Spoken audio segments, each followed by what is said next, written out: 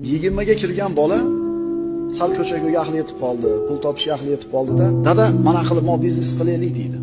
Bolam qo'y deydi. Mana qilaylik, bolam qo'y deydi. Xullas onasiga kelib aytadi, dadam hech narsaga aqli yetmaydi deydi.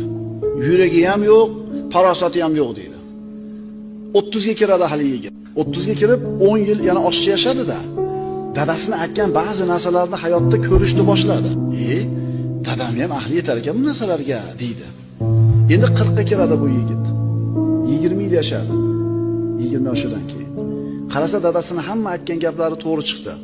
Dadam hamma yo'qni bilar ekan deganda dadasi o'lib qolgan bo'lar ekan. Alloh taolo senga birodar aql degan ne'matni ato qildi. Jinni qilib qo'ymadi, es pas qilmadi. Bu ham ne'matmi? Ruhiy xasta odamlar kasalxonasi. Borib ko'ring-da.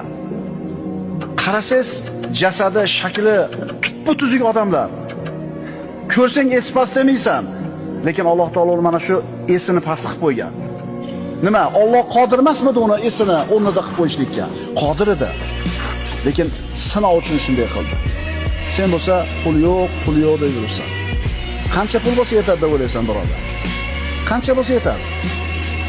Rasululloh aytganlar, insonga bir vodiy oltin berilsa, yana bir vodiyni orzu qiladi. Insonning ko'zini tuproq to'lg'izadi.